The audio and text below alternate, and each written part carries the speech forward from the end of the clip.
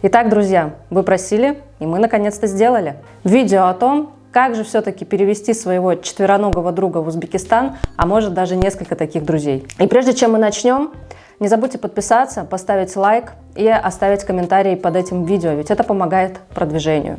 И предрекая ваши вопросы, мол, кто это, я вообще на тот канал зашел, а где Валентин? Давайте знакомиться, меня зовут Ира, и я соавтор этого канала. И время от времени я буду появляться здесь. Вы могли меня, кстати, видеть вот в этом ролике. Я брала интервью. Очень спорное видео, рекомендую посмотреть. Обо всем по порядку в этом выпуске. И да, вы на канале «Едем жить в Узбекистан». Первое, с чего нужно начать, это решить, на чем вы поедете. Я напомню, что в Узбекистан можно приехать на самолете, на машине или на поезде. Ну и уже от выбранного вами способа начинаете готовить животное к транспортировке. И да, я освещу лишь информацию, которая касается кошек и собак. Если у вас грызуны, птицы или экзотические животные, то какие-то моменты вам нужно будет узнавать самостоятельно. Мы с Джеффи, это наш кот, если кто не знает, летели на самолете из Питера в Ташкент прямым рейсом. Готовить его я начала вообще за 3 месяца до нашего отъезда. В основном я буду давать информацию, связанную с перелетом, но сразу скажу, что подготовка животного любого вида транспортировки требует времени. Готовить питомца нужно как минимум за 1,5 месяца до вашего отъезда, особенно если ваш питомец не привит. И да, все документы, будь то самолет или поезд, оформляются с небольшими отличиями. Кстати, интересный факт. Ряд стран запрещает ввоз некоторых пород кошек и собак. Но не волнуйтесь, Узбекистан не из их числа.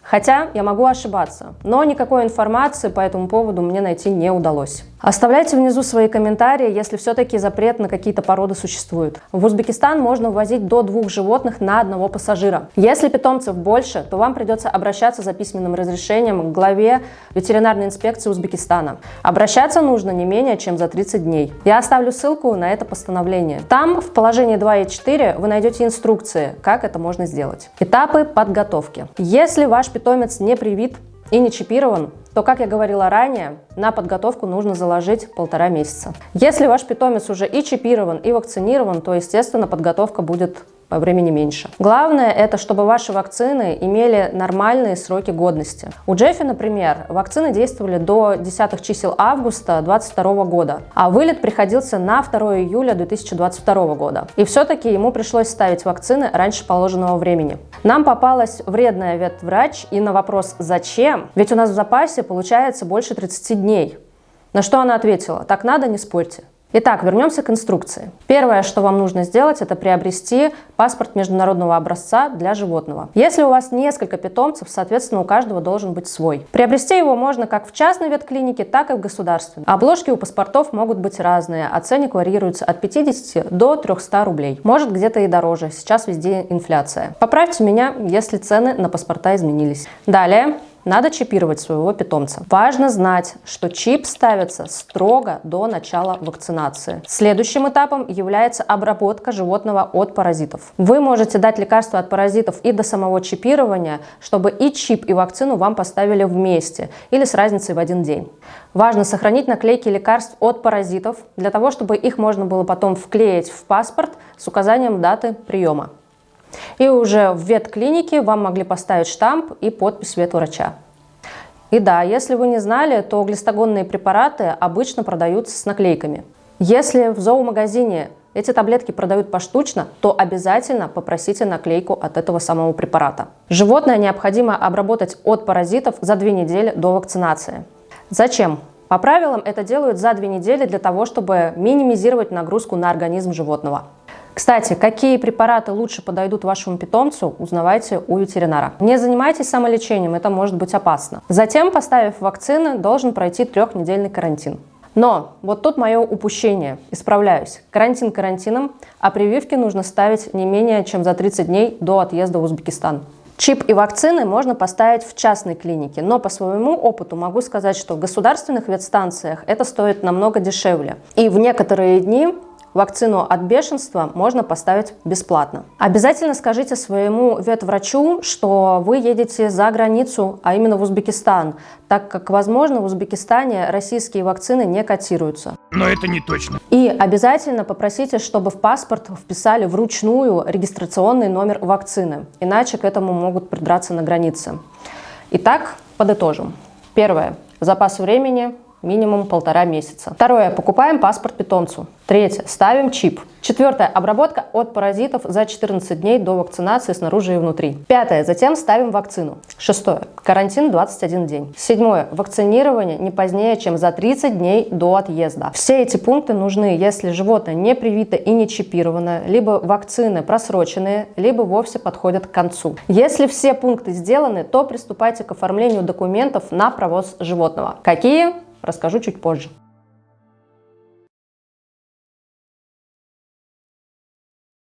Друзья, так как это видео посвящено братьям нашим меньшим, то мы решили осветить вот какую тему видео.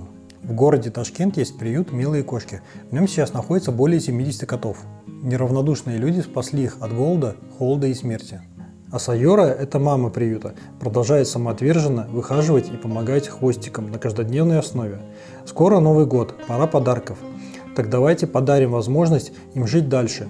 Приюту нужна финансовая поддержка на еду, железные вольеры, аренду помещения, медикаменты и ветеринарную помощь. Вы можете перевести деньги или приехать лично. Например, привезти несколько пачек корма, помочь волонтерской работой, отвезти несколько кошек на прием к ветеринару, ну или даже, может быть, забрать пушистого кота к себе домой, чтобы любить и заботиться о нем.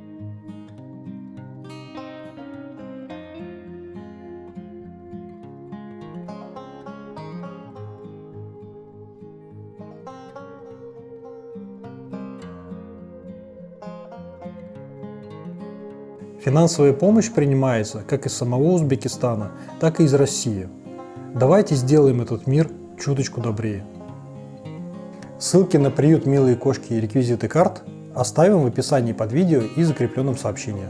Переходите также в телеграм-чат приюта и задавайте все интересующие вас вопросы. Всех с наступающим!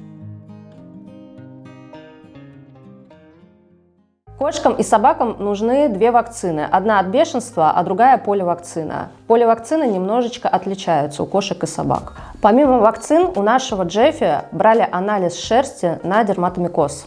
И этот анализ тоже нужно было сделать обязательно в рамках поездки, а не просто так от балды. Возможно, этот анализ сейчас и не требует, но ждать результатов нужно от 3 до 10 дней. Спросите у своего ветврача. Обычно у них есть журнал, где прописаны регламенты о въезде и выезде в ту или иную страну. Немного хочется сказать еще про чип. Чипирование делают единоразово и ставят отметку в ветпаспорт с уникальным кодом. А данные чипа, которые содержат краткую информацию о владельце и его питомце, вносятся в электронную базу. Чип вводят животному в холку. Первые 2 дня, пока чип приживается, животное может испытывать дискомфорт в виде зуда. Поэтому следите за тем, чтобы ваш любимка не вычесал его, иначе придется ставить заново. Как это предотвратить?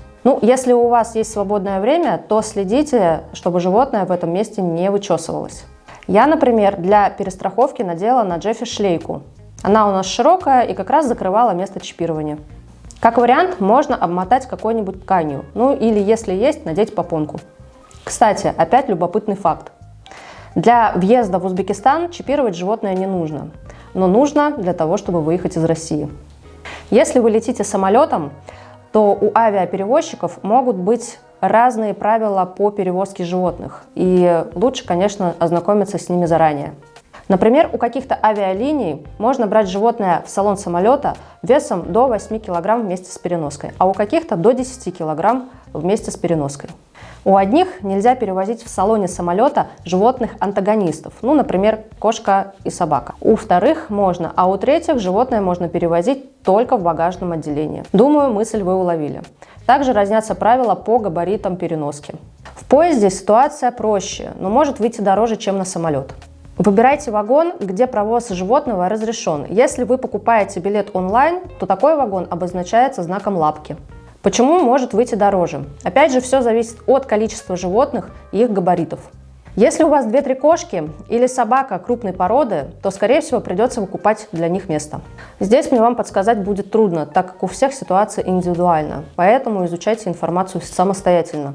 Насколько мне известно, максимальный размер переноски в поезд – это 180 сантиметров в 3 измерениях. Поезд хоть транспорт и не быстрый, но зато животному там раздолье. И вещей можно взять побольше, не ограничившись одной переноской. Опять же, помните, что у России с Узбекистаном нет прямой границы. Вам придется пересечь границу с Казахстаном, а только потом уже въехать в Узбекистан. Итак, вернемся к самолетам. Я рекомендую не лениться и покупать билеты офлайн, так как онлайн это сделать намного сложнее, а иногда сайт не предоставляет возможности покупки билета вместе с животным. Перед покупкой билета не забудьте взвесить вашего питомца вместе с переноской, так как цена зависит от веса вашего животного и от дальности полета.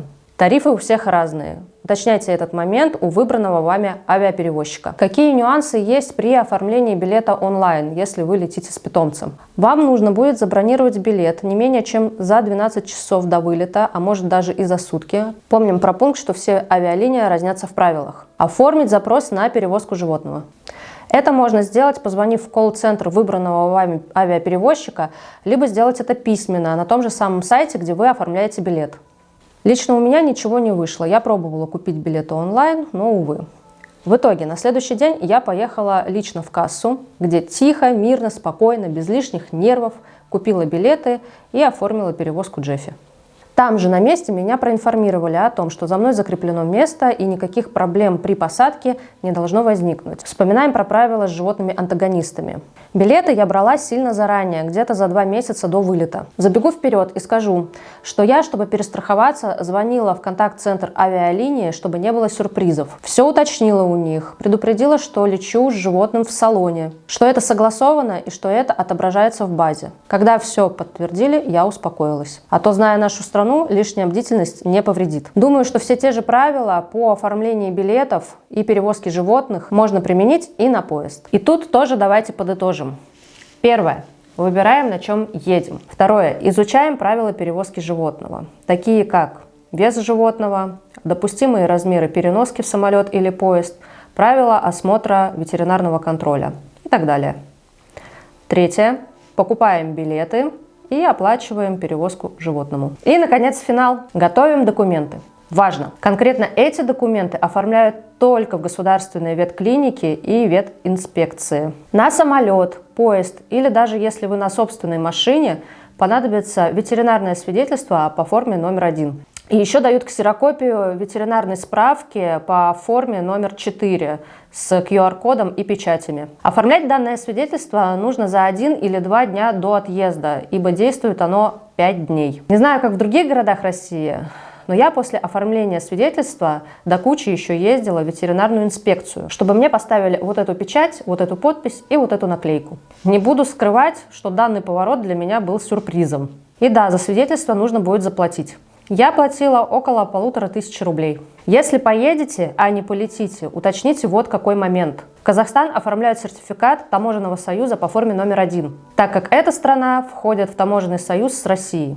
Если вы будете пересекать границу с Казахстаном, но транзитом, я считаю, что нужно уточнить этот вопрос в ветклинике. И да, бывали такие случаи, что пограничники не проверяли никакие документы у животных, а просто сканировали чип. Это что касается переезда по земле. И вот еще какой момент хотела сказать. Государственная ветеринарная инспекция не работает по субботам и воскресеньям, а в пятницу у них, как правило, сокращенный день. Будьте внимательны. И вот вы уже на финишной прямой. Если вы летите самолетом, то желательно последний раз покормить животное за 24 часа, а отдать питье за 6-5 часов до посадки. В терминал лучше приехать за 5 или 4 часа до посадки, так как в ветконтроль может быть очередь. А еще надо заранее уточнить часы работы ветконтроля в терминале аэропорта, так как не везде он работает круглосуточно. И также уточните, можете ли вы пройти этот ветконтроль заранее. Например, утром, если вам лететь ночью, чтобы не сидеть целый день в терминале. Как происходит этот самый ветконтроль? После прохождения рамок досмотра, где, кстати, если питомец в переноске, переноске, его надо будет оттуда достать и пронести через рамку на руках. Далее ищем ветеринарный контроль. В кабинете, как правило, животное осматривают, взвешивают вместе с переноской,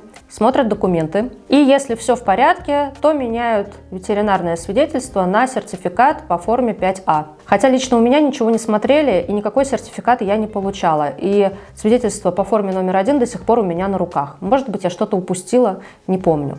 Выдает посадочный талон. Важно! Не скупитесь на хорошую, просторную и качественную переноску для вашего питомца. Лучше покупать переноску с маркировкой IATA. У многих авиаперевозчиков можно взять переноску в аренду, но я думаю, лучше подготовить свою, так как что там за переноски вам предоставят и надлежащего ли они качества, непонятно. Все это делается перед регистрацией на самолет. Кстати, о том, как морально подготовить своего питомца к поездке, чем лучше оснастить переноску и какие лайфхаки вам помогут, как в целом помочь животному, я опубликовала в нашем телеграм-канале. Подписывайтесь, там очень много полезной информации. Еще у нас есть платный чат Telegram, подписка всего лишь 200 рублей в месяц. Там вы напрямую сможете общаться с Валей, получить пассивную помощь, задать волнующие вас вопросы, ну и тем самым просто поддержать нас за наши труды. Все ссылки будут в описании. Итак, если до посадки еще далеко, я рекомендую идти на прогулку. Постараться сделать там свои дела и просто дать возможность подышать воздухом животному. С кошками, конечно, сложнее. Они могут не оценить ваш порыв пойти с ними погулять. Поэтому рекомендую вам взять с собой в терминал полиэтиленовый мешок с наполнителем и в туалете дать попробовать котику сходить вот в такой самодельный лоток. Это один из лайфхаков, но чтобы он сработал, нужно заранее приучить котика ходить вот в такой самодельный лоток. Иначе, возможно, вас ждет провал. При регистрации и сдаче багажа на рейс вас попросят еще раз взвесить животное вместе с переноской, показать билет, где указана оплата за перевозку животного, и показать посадочный билет на питомца. После чего, если питомец летит в багажном отделении, скорее всего, уже на этом этапе у вас его заберут для того, чтобы подготовить к посадке. Итак, снова подытожим. Первое. Оформить в госветклинике и, возможно, в госветинспекции все необходимые сертификаты и справки. Второе. Уточнить все необходимые правила по транспортировке животного на самолет или поезд. Третье. Подготовить хорошую качественную переноску питомцу на самолет или поезд. Четвертое. Уточнить заранее работу ветконтроля в терминале аэропорта. На поезд ветконтроль не делается. Пятое. Ждать посадки. В поезде, как я говорила ранее, все намного легче в плане регистрации и посадки. Морить голодом питомца не нужно. Можно взять кучу вещей своего питомца, в том числе и лоток, чтобы животное чувствовало себя комфортно. При посадке проводник проверяет все документы на животное. Потом проверяет второй раз, когда поезд уже тронулся. Далее, на границе с Казахстаном, как правило, пограничники сами ходят по вагонам, смотрят документы и багаж. То же самое происходит на границе с Узбекистаном.